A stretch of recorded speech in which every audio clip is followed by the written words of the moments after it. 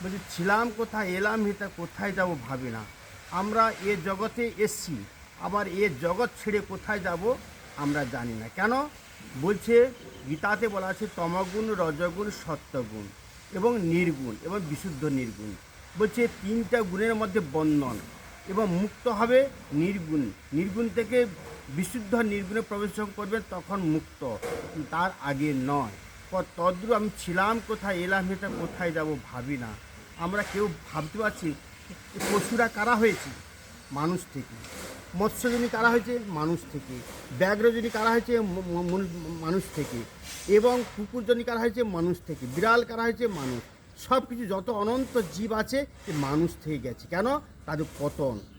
অপরাধ ও ফলে মম চিত্ত হলো বজ্র সমেত। বলছে অপরাধ করার জন্য সে নিম্নগামী গেছে। ঊর্ধ্বগামী কখন যাবে? ঊর্ধ্বগামী হবে গুরু বৈষ্ণব ভগবানের তিনের সংস্পর্শে ঊর্ধ্বগামী হবে। না হলেও আপনার নিম্নে এই 84 জনই ভ্রমণ করতে হবে, এর থেকে রেহাই নেই। তদ্রূপ জীব অজ্ঞ, ভগবান বিজ্ঞ। জীব অজ্ঞ, কখন বিজ্ঞ হবেন? গুরু বৈষ্ণব ভগবানের সংস্পর্শে গেলে তখন তিনি তার চেতন শক্তি জাগবে।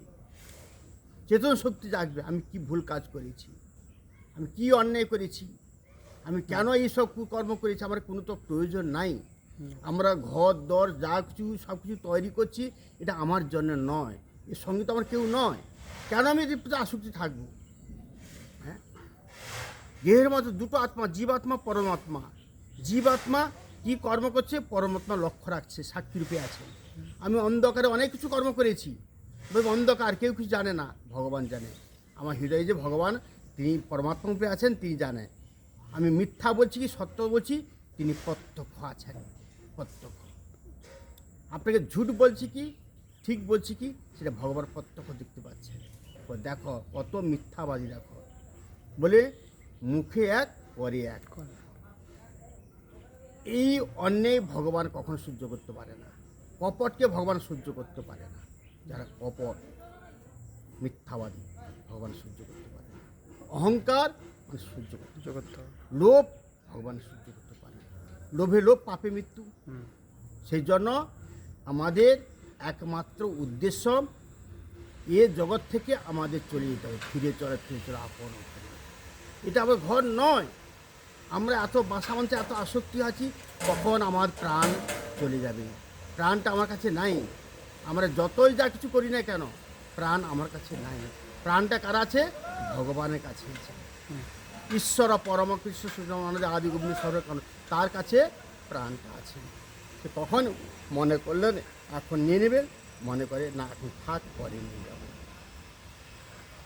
এর জন্য যারা বুদ্ধিমান ব্যক্তি তারা সব কিছু ত্যাগ করে ভগবানের ভজন করে, হরিভজন করে। এছাড়া আর কোনো জগতে উপায় নাই। হরিভজন যদি না করে এই 84 জনই বারবার ভ্রমণ করতে নেই, শেষ নাই। দুঃখের শেষ নেই, কষ্টের শেষ নেই। যারা কুকুরজনী লাভ করেছে দেখুন তাদের কী কত কষ্ট, হ্যাঁ, কত মারধর করছে, কত কিছু করছে, কত কষ্ট পাচ্ছে। অনন্ত জীবকে দেখুন, তাদের দুঃখ কষ্ট দেখুন কতটা। মানুষ সুখে থেকেও ঘুটে খায়। প্রথম মজা, তারপর জ্বালা পড়ে।